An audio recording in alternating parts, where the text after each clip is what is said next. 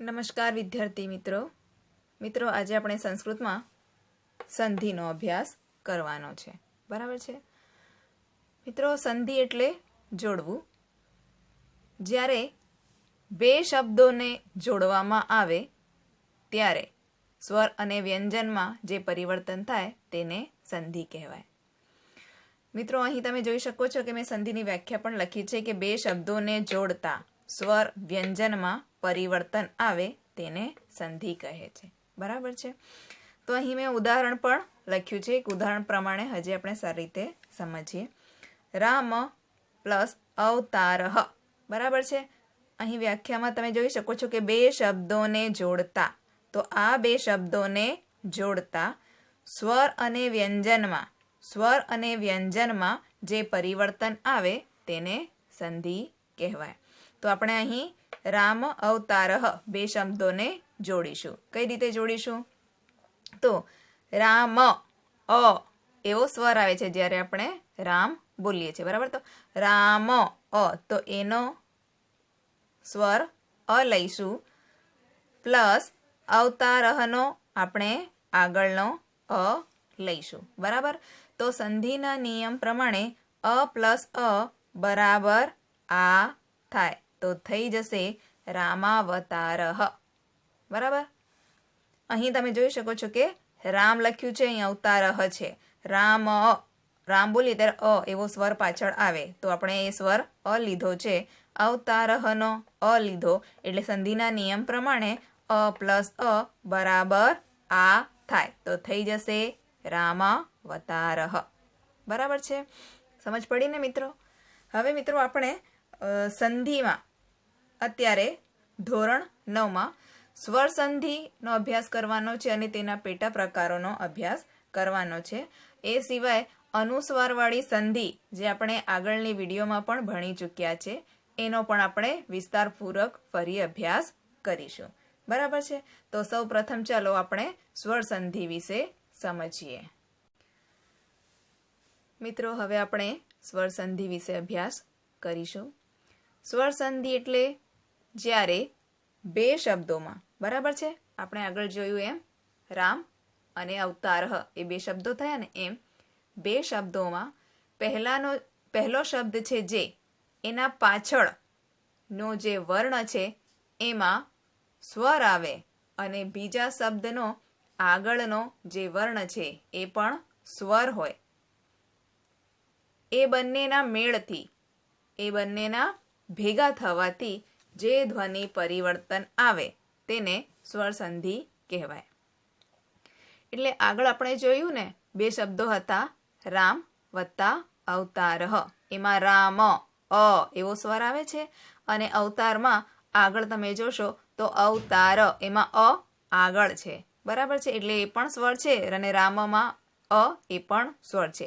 એટલે બે સ્વરોના ભેગા થવાથી જે ધ્વનિ પરિવર્તન આવે છે તેને સ્વર સંધિ કહેવામાં આવે છે. ટૂંકમાં એમ કહીએ તો ચાલે કે બંને શબ્દોમાં, બરાબર છે, બંને શબ્દોમાં સ્વર ભેગા થવા જોઈએ. સ્વરો ભેગા થાય અને જે પરિવર્તન આવે તેને સ્વર સંધિ કહેવાય. અત્યારે આપણે સ્વર સંધિના પેટા પ્રકારો ભણવાના છીએ. સૌ પ્રથમ તો સ્વર્ણ દીર્ઘ સંધિ ભણીશું, પછી ગુણ સંધિ ભણીશું, પછી વૃદ્ધિ સંધિ, એ પછી યણ સંધિ અને પછી અય આવ અવ આવ એ વાળી સંધિનો અભ્યાસ કરીશું. તો ચાલો મિત્રો હવે આપણે સ્વર્ણ દીર્ઘ સંધિનો અભ્યાસ કરીએ. હવે મિત્રો આપણે સંસ્કૃતમાં સ્વર સંધિનો પહેલો પેટા પ્રકાર સ્વર્ણ દીર્ઘ સંધિનો અભ્યાસ કરીશું. સ્વર્ણ દીર્ઘ સંધિ એટલે એક સરખા ઉચ્ચારણવાળા સ્વરો એકબીજાની પાસે આવી જાય ત્યારે તે બંનેના સ્થાને એક દીર્ઘ વર્ણ મૂકવામાં આવે તેને સ્વર્ણ દીર્ઘ સંધિ કહેવામાં આવે. મિત્રો સ્વરો તો આપણને ખબર જ છે. અ, આ, ઓ, એ, પછી રસ્વ ઈ, દીર્ઘ ઈ, રસ્વ ઉ, દીર્ઘ ઉ એ બધા સ્વરો છે. એ ઉપરાંત સંસ્કૃત સાહિત્યમાં મોટો રૂ અને નાનો રૂ એ પણ સ્વરમાં ગણાય છે. બરાબર, તો એ પ્રમાણે જ આપણે અહીં સ્વર સંધિના પેટા પ્રકારો ભણવાના છે. બરાબર છે. તો સ્વર્ણ દીર્ઘ સંધિ એટલે જ્યારે એક સરખા ઉચ્ચારણવાળા સ્વરો એકબીજાની પાસે આવી જાય ત્યારે તે બંનેના સ્થાને એક દીર્ઘ વર્ણ સંધિ મૂકવામાં આવે છે. બરાબર છે. એટલે એક સરખા ઉચ્ચારણ વાળા હોવા જોઈએ. સ્વરો તો આપણને ખબર છે, અ આ ઈ ઉ એ બધા સ્વરો છે, પરંતુ એક સરખા ઉચ્ચારણ વાળા સ્વરો, બરાબર છે, એક સરખા ઉચ્ચારણ વાળા સ્વરો એકબીજાની પાસે આવી જાય ત્યારે તે બંનેના સ્થાને એક દીર્ઘ વર્ણ મૂકવામાં આવે. એને સ્વર્ણ દીર્ઘ સંધિ કહેવાય. એનો પહેલો નિયમ છે કે બે શબ્દોમાં પહેલા શબ્દની પાછળ અ કે આ સ્વર હોય અને બીજા શબ્દની આગળ અ કે આ સ્વર હોય ત્યારે એ બંનેની જગ્યાએ આ સ્વર થઈ જાય. એટલે પહેલા શબ્દ, બરાબર છે, એની પાછળ અ કે આ એવો સ્વર હોય, બરાબર, અને બીજા શબ્દની આગળ અ કે આ સ્વર હોય ત્યારે બંનેની જગ્યાએ આપણે સંધિ બનાવીએ ત્યારે આ મુકાય. મિત્રો, આ સ્વર સંધિના પેટા પ્રકાર છે, એટલે અહીં સ્વર જ આવવાના છે, વ્યંજન આવવાના નથી. એટલે સ્વર પર જ આપણે ધ્યાન આપવાનું છે. તો હવે આ પ્રમાણે આપણે સંધિ બનાવવાના નિયમ પ્રમાણે આપણે એનો સંધિ બનાવવાનો પ્રયત્ન કરીએ. તો શું છે, અ કે આ વત્તા અ કે આ હોય તો આ થઈ જાય. તો સૌ પ્રથમ આપણે અ પ્લસ અ કરીએ. બરાબર છે. તો અ વત્તા અ બરાબર આ થાય. પછી આપણે આ અને આ જ સાથે જોડીએ તો અ વત્તા આ બરાબર આ થાય. પછી આ અને અ જોડે સાથે સંધિ કરીશું. તો આ વત્તા અ બરાબર આ થાય. પછી આ વત્તા આ, તો આ વત્તા આ બરાબર આ થાય. આપણે આગળ જોયું એ જ પ્રમાણે, કે આ નિયમ પ્રમાણે જ આ ગોઠવ્યું છે કે અ અથવા આ વત્તા આ, તો આ થાય. એટલે આપણે પહેલા અ પ્લસ અ લીધો એટલે એ પણ આ જ થવાનું છે. પછી અ પ્લસ આ લીધું એ પણ આ જ થશે. પછી આ પ્રમાણે આ પ્લસ અ લીધું તો પણ આ જ થશે, અને આ પ્લસ આ લઈશું તો પણ આ થશે. બરાબર, આ રીતે આપણે ગોઠવીએ. હવે આને ઉદાહરણ રૂપે જોઈએ. તો પહેલું ઉદાહરણ એ પ્રમાણે લઈએ, આ નિયમ પ્રમાણે આપણે લઈશું. તો રામ વત્તા અવતારઃ. બરાબર છે. તો રામ વત્તા અવતારઃ. રામ અ સ્વર આવ્યો, અવતાર અસ્વર આવ્યો, તો બરાબર આ થાય. બંનેના મેળથી આ થશે. તો અહીંયા રામનો અ, અવતારનો અ. તો આ નિયમ પ્રમાણે અ વત્તા અ બરાબર આ થાય.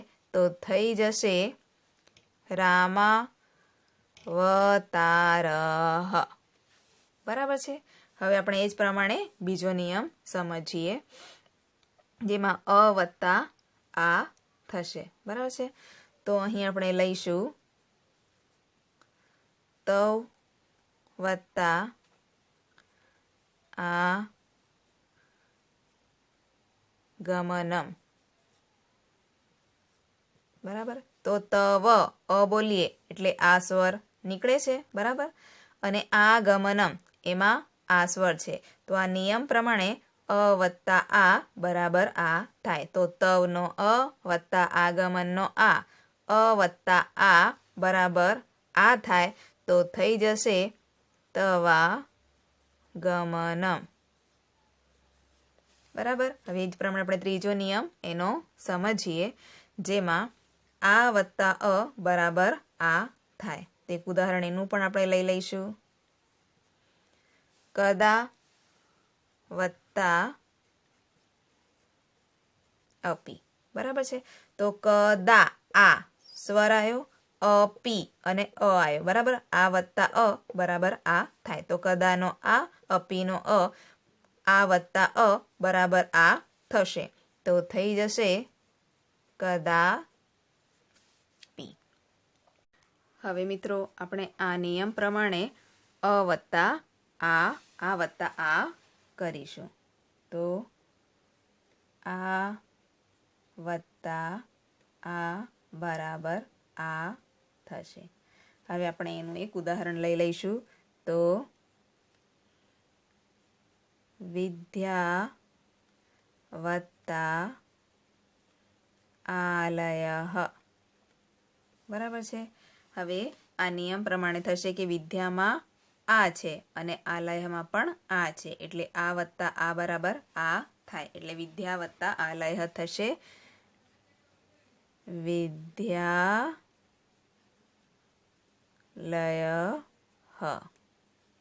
બરાબર છે મિત્રો. હવે તમને આમાં સમજ પડી. આ સ્વર સંધિનો એક પેટા પ્રકાર છે, એટલે આપણે સ્વર જ લેવાના છે. જેનો પહેલો નિયમ છે કે પહેલા શબ્દની પાછળ જો અ અથવા આ હોય અને બીજા શબ્દની આગળ અ અથવા આ હોય તો બંનેનો મેળ થતા આ થાય છે. તો એ પ્રમાણે આપણે અને આ સાથે જોડ્યો એટલે આ થશે, અને આ સાથે જોડ્યો એટલે પણ આ થશે, પછી આને અ સાથે જોડ્યો એટલે પણ આ થશે, અને આને આ સાથે જોડ્યો એટલે પણ આ થશે, બરાબર છે. એ પ્રમાણે આપણે અહીં ઉદાહરણ લીધા છે કે રામ પછી અ છે અને અવતારની આગળ અ છે, એટલે અ વત્તા અ બરાબર આ થાય, એટલે રામાવતાર થઈ જશે, બરાબર છે. એ જ પ્રમાણેનું બીજું ઉદાહરણ આપણે લીધું કે અહીં અને આ સાથે જોડ્યો એટલે અ વત્તા આ બરાબર આ થાય. એ પ્રમાણે આપણે ઉદાહરણ લીધું કે તવ વત્તા આગમન. તો તવમાં તમે જોઈ શકો છો અ છે, આગમનમાં આ છે, એટલે અ વત્તા આ બરાબર થશે આ, એટલે તવ વત્તા આગમન થશે તવાગમનમ. પછી ત્રીજું આપણે નિયમ પ્રમાણે ઉદાહરણ લીધું કે અહીં આને અ સાથે જોડ્યું એટલે આ થઈ ગયું. કદા વત્તા અપી આપેલું છે, કદામાં આ છે અને અપીમાં અ છે, એટલે આ વત્તા અ બરાબર આ થાય, એટલે કદા વત્તા અપી થઈ જશે કદા પી. એ જ પ્રમાણે આને આપણે આ સાથે જોડ્યું એટલે આ થયું, અને આપણે ઉદાહરણ લીધું વિદ્યા વત્તા આલય. તો વિદ્યામાં આ છે, આલયમાં પણ આ છે, એટલે આ વત્તા આ બરાબર આ થાય, એટલે વિદ્યા વત્તા આલય થઈ જશે વિદ્યાલય. સમજ પડી ને મિત્રો? ટૂંકમાં એમ કહીએ તો ચાલે કે પહેલા શબ્દની પાછળ અ અથવા આ હોય અને બીજા શબ્દની આગળ અ અથવા આ હોય ત્યારે એ બંનેના મેળથી આ થાય છે. તો મિત્રો હવે આપણે આગળ જોઈશું. મિત્રો હવે આપણે સ્વર્ણ દીર્ઘ સંધિનો બીજો નિયમ જોઈશું. પહેલા આગળ જોયું એમ સ્વર્ણ દીર્ઘ સંધિ સ્વર સંધિનો જ પેટા પ્રકાર છે, એટલે એમાં પણ સ્વરો જ આવવાના છે એવું આપણે સમજી લેવાનું છે, બરાબર છે. આગળ જોઈએ જ પ્રમાણે જ આપણે કરવાનું છે કે આ નિયમ છે એ પ્રમાણે રસ્વ ઈ અથવા દીર્ઘ ઈ હોય પહેલા શબ્દમાં, બીજા શબ્દમાં રસ્વ ઈ અથવા દીર્ઘ ઈ હોય તો બંનેના મેળથી દીર્ઘ ઈ જ થવાનું છે, બરાબર. હવે આગળ જોઈએ જ પ્રમાણે આપણે કરીશું. પહેલા આપણે રસ્વ ઈ સાથે રસ્વ ઈને જોડીશું. રસ્વ ઈ બરાબર રસ્વ ઈ તો દીર્ઘ ઈ થશે. પછી આપણે રસ્વ ઈ સાથે દીર્ઘ ઈને જોડીશું, બરાબર છે, એટલે રસ્વ ઈ વત્તા દીર્ઘ ઈ બરાબર દીર્ઘ ઈ થશે. પછી આપણે દીર્ઘ ઈને રસ્વ ઈ સાથે જોડીશું, તો દીર્ઘ ઈ વત્તા રસ્વ ઈ બરાબર દીર્ઘ ઈ થશે. પછી આપણે દીર્ઘ ઈને દીર્ઘ ઈ સાથે જોડીશું, તો દીર્ઘ ઈ વત્તા દીર્ઘ ઈ બરાબર દીર્ઘ ઈ બનશે. આપણે આ નિયમ પ્રમાણે આ બનાવ્યું છે. હવે આપણે એને ઉદાહરણ દ્વારા વધારે સારી રીતે સમજીશું. તો પહેલું લઈશું આપણે પીબામી વત્તા ઇતિ, બરાબર છે। હવે પીબામી એમાં તમે જોઈ શકશો કે રસ્વ ઈ છે, પીબામીમાં રસ્વ ઈ છે, અને ઇતિમાં પણ જોઈ શકો છો કે રસ્વ ઈ છે। એટલે આપણો નિયમ શું છે? રસ્વ ઈ વત્તા રસ્વ ઈ બરાબર દીર્ઘ ઈ થશે, બરાબર છે। તો થઈ જશે પીબા મી તી, બરાબર છે ને મિત્રો? ખબર પડી ને કે અહીં રસ્વ ઈ છે ને આ રસ્વ ઈ છે, વત્તા બરાબર દીર્ઘ ઈ થશે। રસ્વ ઈ હોય પહેલા શબ્દમાં અને બીજા શબ્દમાં પણ રસ્વ ઈ હોય તો એ બંનેના મેળથી દીર્ઘ ઈ થશે। આપણે આ નિયમ પ્રમાણે જ કર્યું છે। પીબામીમાં મી એમાં રસ્વ ઈ છે અને અહીં પણ ઇતિમાં રસ્વ ઈ છે, એટલે રસ્વ ઈ વત્તા રસ્વ ઈ થઈ જશે દીર્ઘ ઈ। હવે આપણે સંધિ આ પ્રમાણે ઉદાહરણ કરીશું, જેમાં પહેલા છે રસ્વ ઈ, પછી છે દીર્ઘ ઈ, અને રસ્વ ઈ વત્તા દીર્ઘ ઈ બરાબર દીર્ઘ ઈ થશે, બરાબર છે। તો હવે આપણે એનું પણ એક ઉદાહરણ લઈ લઈએ।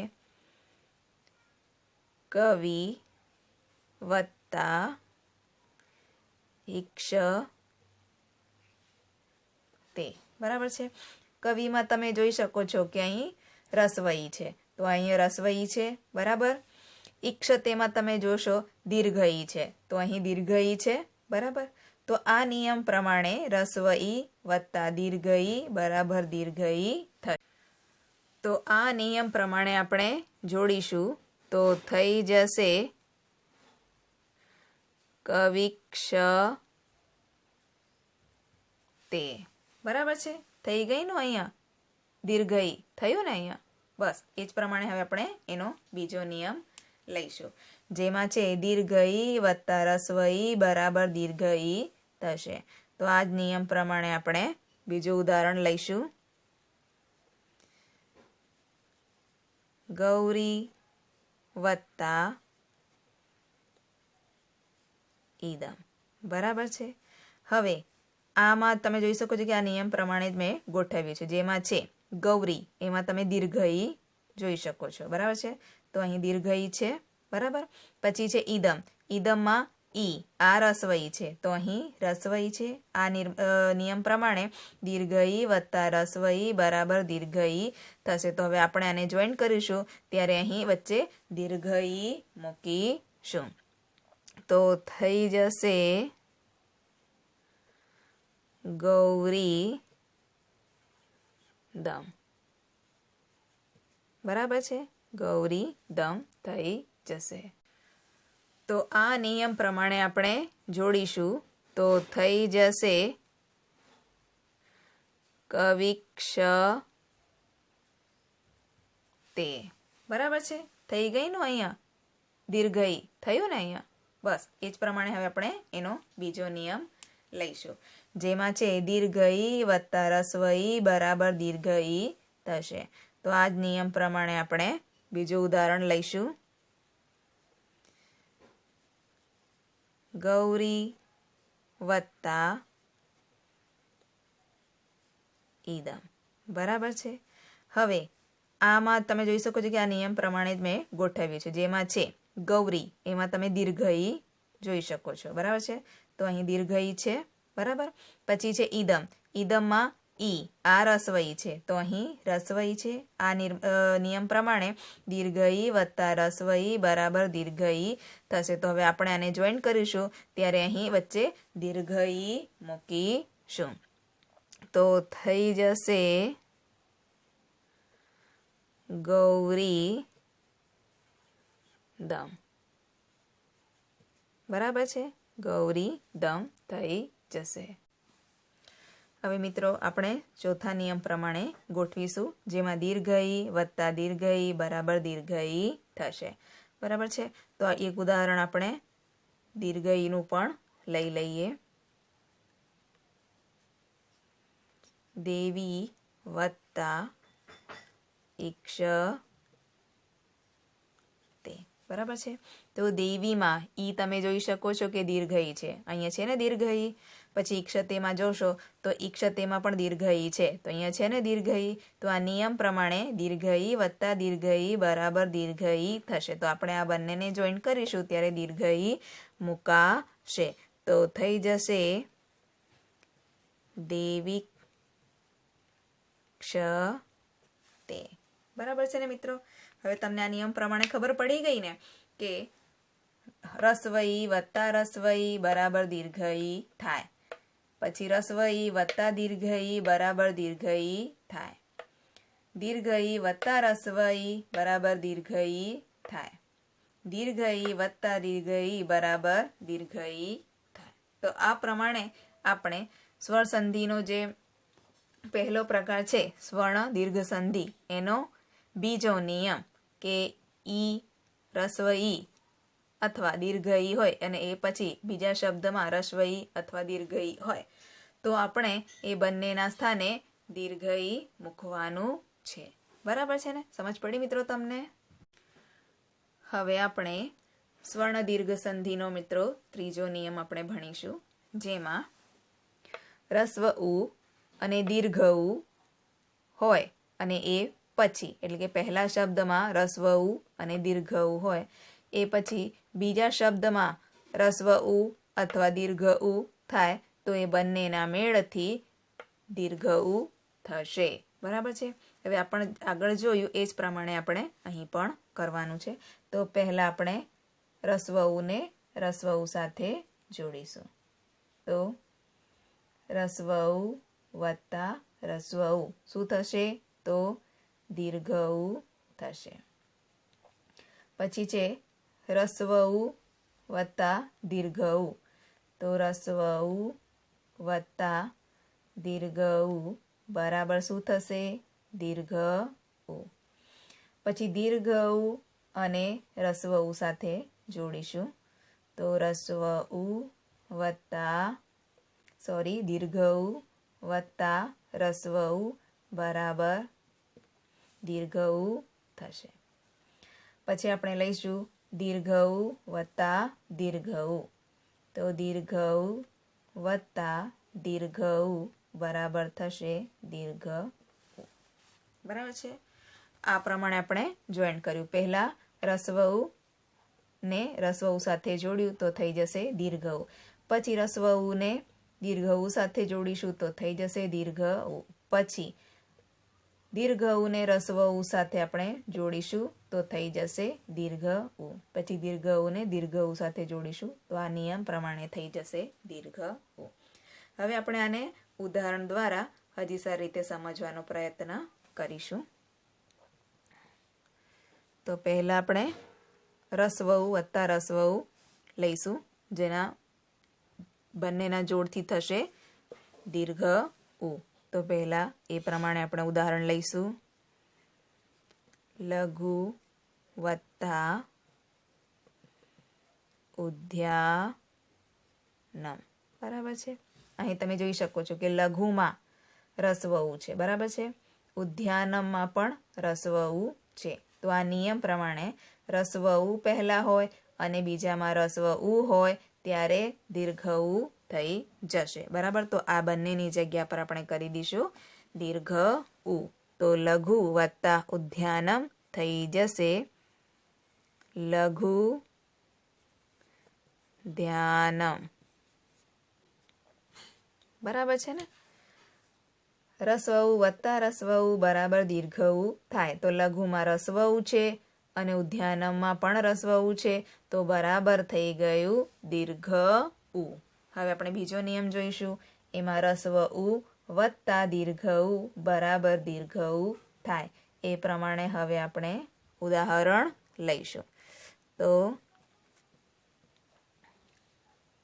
સિંધુ વત્તા ઉર્મિ. બરાબર છે? તો સિંધુમાં તમે જોઈ શકો છો કે રસ્વ ઉ છે અને ઉર્મિમાં દીર્ઘ ઉ છે. તો આ નિયમ થયો ને, પહેલા રસ્વ ઉ પછી દીર્ઘ ઉ બરાબર શું થશે? દીર્ઘ ઉ. તો સિંધુ વત્તા ઉર્મિ બરાબર થશે સિંધુર્મિ. બરાબર છે, થઈ ગયું ને. આપણે પહેલાં લીધું રસ્વ ઉ, પછી દીર્ઘ ઉ, એટલે અહીં પણ રસ્વ ઉ ને દીર્ઘ ઉ છે તો બરાબર થઈ જશે દીર્ઘ ઉ. તો અહીં દીર્ઘ ઉ થઈ ગઈ. હવે એ પ્રમાણે આપણે ત્રીજું ઉદાહરણ પણ જોઈ લઈએ, જેમાં વધુ વત્તા ઉત્સવ. તો આપણો નિયમ છે પહેલા દીર્ઘ ઉ વત્તા રસ્વ ઉ બરાબર દીર્ઘ ઉ થશે. તો અહીં વધુમાં તમે જોઈ શકો છો કે દીર્ઘ ઉ છે, રસ્વ ઉ છે, દીર્ઘ ઉ છે, અને ઉત્સવમાં અહીં દીર્ઘ ઉ છે. તો મિત્રો આપણા નિયમ પ્રમાણે અહીં જોઈશું. તો નિયમ પ્રમાણે જોઈશું તો વધુમાં તમે જોઈ શકો છો કે દીર્ઘ ઉ છે. તો અહીં દીર્ઘ ઉ છે બરાબર. ઉત્સવમાં જોશો તો રસ્વ ઉ છે. તો અહીં રસ્વ ઉ છે. તો આ નિયમ પ્રમાણે દીર્ઘ ઉ વત્તા રસ્વ ઉ બરાબર દીર્ઘ ઉ થશે. તો થઈ જશે વધુત્સવઃ. બરાબર છે. હવે આપણે આપણો એ જ પ્રમાણે ચોથો નિયમ કરીશું, જેમાં થશે વધુ વત્તા ઉર્મિહિ. બરાબર છે. તો વધુ એમાં તમે જોઈ શકો છો કે દીર્ઘ ઉ છે. ઉર્મિહિ એમાં પણ જોઈ શકો છો કે દીર્ઘ ઉ છે. તો આપણો નિયમ શું છે? દીર્ઘ ઉ વત્તા દીર્ઘ ઉ બરાબર દીર્ઘ ઉ થશે. તો અહીં દીર્ઘ ઉ વત્તા દીર્ઘ ઉ બરાબર થશે દીર્ઘ ઉ. તો વધુ ઉર્મિનું થશે વધુર્મિહિ. બરાબર ને? સમજ પડી ને મિત્રો? એટલે ટૂંકમાં એમ કહીએ તો ચાલે કે રસ્વ ઉ વત્તા રસ્વ ઉ દીર્ઘ ઉ થાય. તો અહીં રસ્વ ઉ વત્તા રસ્વ ઉ બરાબર દીર્ઘ ઉ કર્યું. બીજો નિયમ છે રસ્વ ઉ વત્તા દીર્ઘ ઉ બરાબર દીર્ઘ ઉ થાય. તો અહીં રસ્વ ઉ વત્તા દીર્ઘ ઉ બરાબર દીર્ઘ ઉ થયું. ત્રીજા નિયમ પ્રમાણે દીર્ઘ ઉ વત્તા રસ્વ ઉ બરાબર દીર્ઘ ઉ થાય. તો દીર્ઘ ઉ વત્તા રસ્વ ઉ બરાબર દીર્ઘ ઉ થયું. પછી ચોથા નિયમ પ્રમાણે દીર્ઘ ઉ વત્તા દીર્ઘ ઉ બરાબર દીર્ઘ ઉ થાય. તો વધુમાં અહીં તમે જોઈ શકો છો કે દીર્ઘ ઉ છે વત્તા દીર્ઘ ઉ છે. તો થશે દીર્ઘ ઉ.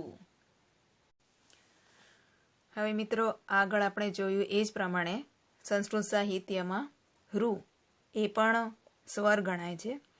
એટલે આપણે સ્વર્ણ દીર્ઘ સંધિમાં સ્વરો જ આવે છે. આપણે એ પ્રમાણે એમાં ચોથો નિયમ છે કે નાનો રૂ અથવા મોટો રૂ હોય પહેલા શબ્દમાં, બીજા શબ્દમાં હોય નાનો રૂ અથવા મોટો રૂ, તો એ બંનેના જોડથી મોટો રૂ થશે. બરાબર છે. હવે આગળ જોયું એ જ પ્રમાણે આપણે અહીં નિયમ બનાવવાના છે. તો એમાં લઈશું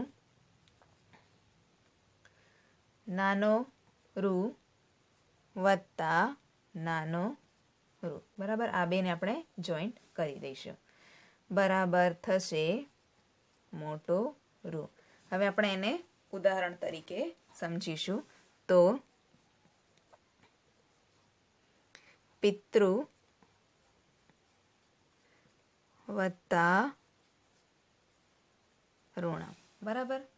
હવે આ નિયમ છે કે નાનો રૂ વત્તા નાનો રૂ હોય ત્યારે મોટો રૂ થઈ જાય.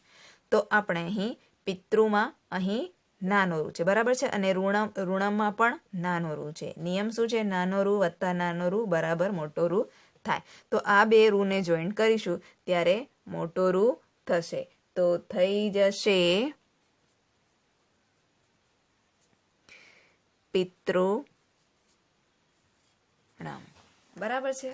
હવે એ જ પ્રમાણે આપણે એનો બીજો નિયમ લઈશું, જેમાં આપણે મોટો રૂ અને મોટો રૂને જોડીશું. તો આપણો નિયમ શું છે? મોટો રૂ અને મોટો રૂ જ્યારે જોડાય ત્યારે મોટો રૂ જ બને છે. તો અહીં આપણે મોટો રૂ બનાવીશું. તો ઉદાહરણ લઈશું એનું પણ એક, એટલે તમે સારી રીતે સમજી શકશો. માતૃ વત્તા ઋષિ, બરાબર, માતૃ વત્તા ઋષિ. તો મોટો રૂ વત્તા મોટો રૂ બરાબર થશે મોટો રૂ. તો થઈ જશે માતૃ સિંહ, બરાબર છે. એટલે મિત્રો આમાં પણ એ જ પ્રમાણે થશે કે નાનો રૂ અને મોટો રૂ પહેલા શબ્દમાં હોય એ બંનેમાંથી કોઈ એક, અને બીજા શબ્દમાં પણ નાનો રૂ અથવા મોટો રૂ હોય બેમાંથી કોઈ એક, તો એ બંનેના જોડથી મોટો રૂ બનશે. તો સમજ પડી ને મિત્રો આપણે સ્વર્ણ દીર્ઘ સંધિમાં? એમાં પહેલો નિયમ શું હતો કે જ્યારે પહેલા શબ્દમાં અ કે આ હોય સ્વર, અને બીજા શબ્દમાં પણ આગળ અ કે આ હોય, તો એ બંનેના મેળથી એ બંનેના સ્થાને આ મુકાશે. એ પ્રમાણે આપણો બીજો નિયમ હતો કે પહેલા શબ્દમાં રસ્વ ઈ કે દીર્ઘ ઈ હોય અને બીજા શબ્દમાં આગળ રસ્વ ઈ કે દીર્ઘ ઈ હોય, તો એ બંનેના સ્થાને દીર્ઘ ઈ મુકાય. પછી આપણો ત્રીજો નિયમ એ જ છે, એવી રીતે જ છે કે રસ્વ ઉ કે દીર્ઘ ઉ પહેલા શબ્દના અંતે હોય અને રસ્વ ઉ કે દીર્ઘ ઉ બીજા શબ્દની આગળ હોય, ત્યારે બંનેના સ્થાને દીર્ઘ ઉ મુકાશે. ચોથો નિયમ હમણાં આપણે જોયો, જેમાં નાનો રૂ કે મોટો રૂ પહેલા શબ્દના પાછળ હોય અને એ પછી બીજા શબ્દની આગળ મોટો રૂ કે નાનો રૂ હોય, તો એ બંનેના સ્થાને મોટો રૂ જ મુકાય છે. તો મિત્રો આ સ્વર્ણ દીર્ઘ સંધિ છે, જે સ્વર સંધિનો પેટા પ્રકાર છે, એટલે આમાં સ્વર જ આવશે. બીજું, સ્વર્ણ સંધિ એટલે એક જ ઉચ્ચારણવાળા સ્વરો એકબીજા સાથે ભેગા થાય ત્યારે એ બંનેની જગ્યાએ દીર્ઘ વર્ણ મુકાય, બરાબર. તો આપણે અહીં સ્વર્ણ દીર્ઘ સંધિનો અભ્યાસ કર્યો. હવે આપણે આગળ સ્વર સંધિનો બીજો પેટા પ્રકાર ગુણ સંધિનો અભ્યાસ કરીશું. હવે મિત્રો આપણે ગુણ સંધિનો અભ્યાસ કરીશું. સંસ્કૃત વ્યાકરણમાં એ, ઓ અને અર એમને ગુણ કહેવામાં આવે. જ્યારે બે સ્વરોના મેળથી એ, ઓ અને અર જેવા સ્વર બને ત્યારે ગુણ સંધિ થાય છે, બરાબર છે. હવે આપણે એનો પહેલો નિયમ જોઈશું, જેમાં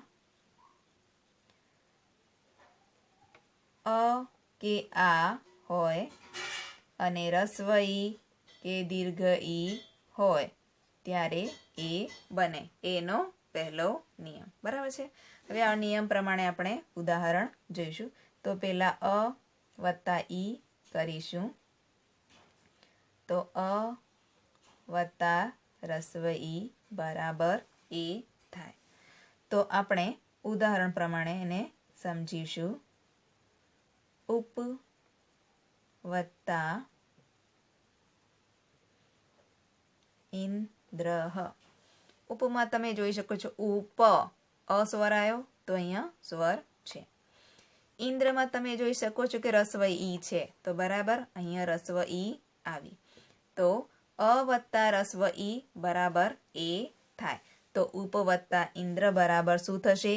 એ જોડાશે એટલે થઈ જશે ઉપેન્દ્ર, બરાબર છે. હવે આપણે એનો બીજો એક હજી નિયમ કરીશું કે અ વત્તા દીર્ઘ ઈ. તો અ વત્તા દીર્ઘ ઈ પણ બરાબર એ થશે, બરાબર છે. હવે એને પણ આપણે ઉદાહરણ દ્વારા સમજીશું.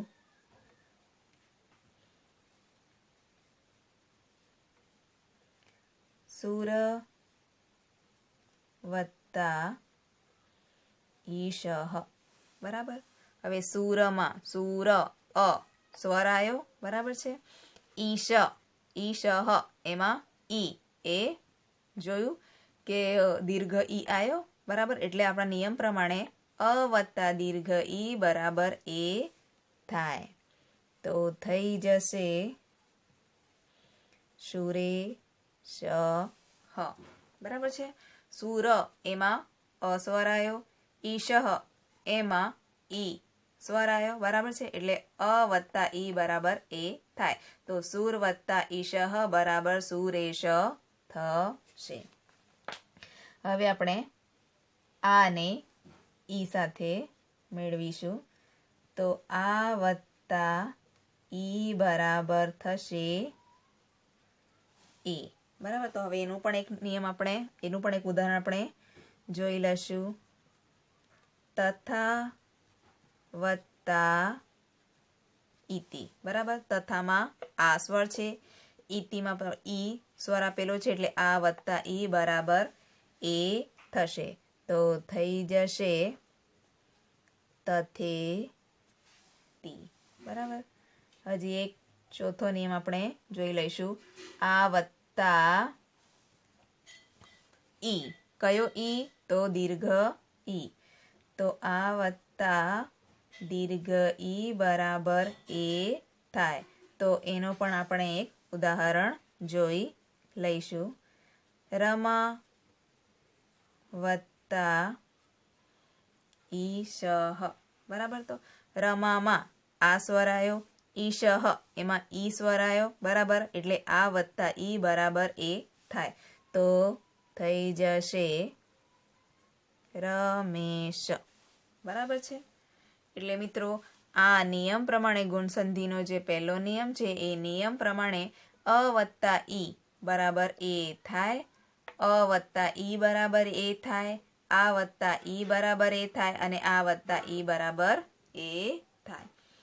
તો મિત્રો એ પ્રમાણે આપણે ઉદાહરણ પણ લીધા કે ઉપ અ પ્લસ ઈ બરાબર અહીં ઉપેન્દ્ર થયું, સુર પ્લસ ઈશ બરાબર સુરેશ થયું, તથા પ્લસ ઈતિ બરાબર તથેતી થયું અને રમા પ્લસ ઈશ બરાબર રમેશ થયું. હવે મિત્રો આપણે ગુણસંધિનો બીજો નિયમ જોઈશું. અ વત્તા આ બરાબર રસ્વ ઉ અથવા દીર્ઘ ઉ હોય તો ઓ થાય. બરાબર છે. હવે આપણે આગળ ગોઠવીએ જ પ્રમાણે અહીં ગોઠવવાનું છે. અ વત્તા ઉ કરીશું એટલે અ વત્તા ઉ બરાબર ઓ થશે. પછી અ ને આપણે ઉ સાથે એટલે કે દીર્ઘ ઉ સાથે જોડીશું. તો અ વત્તા દીર્ઘ ઉ બરાબર શું થશે? તો ઓ થશે. પછી આપણે લઈશું આને રસ્વ ઉ સાથે. તો આ વત્તા રસ્વ ઉ બરાબર ઓ થશે. બરાબર છે. પછી આપણે આને દીર્ઘ ઉ સાથે લઈશું. તો આ વત્તા દીર્ઘ ઉ બરાબર શું થશે? તો નિયમ પ્રમાણે ઓ થશે.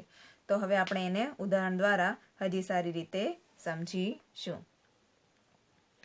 તો એક ઉદાહરણ લઈ લઈએ બધાનો, એટલે હજી સારી રીતે આપણને ખ્યાલ આવી જાય.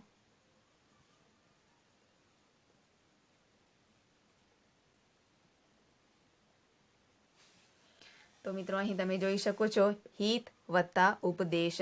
તો હિત અમાં અ આયો, હિતમાં અસ્વર આયો, ઉપદેશમાં ઉ આયો એટલે અ વત્તા ઉ બરાબર ઓ થાય. તો હિત વત્તા ઉપદેશ થઈ જશે હિતો પદેશ. બરાબર છે. હવે આપણે બીજા નિયમ પ્રમાણે ઉદાહરણ લઈશું. તો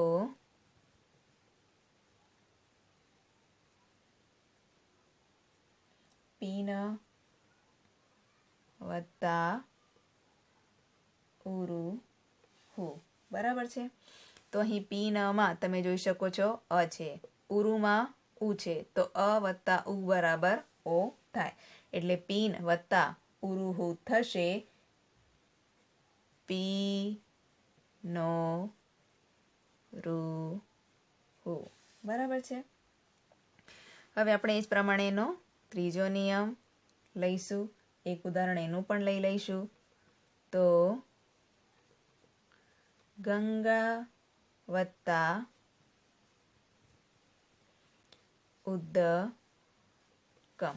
બરાબર. તો ગંગામાં આ સ્વર આવ્યો, ઉદ્દકમમાં ઉ આવ્યો, એટલે આ વત્તા ઉ બરાબર ઓ થશે. તો થઈ જશે ગંગોદકમ. બરાબર. પછી એનું ચોથું ઉદાહરણ પણ આપણે લઈ લઈએ.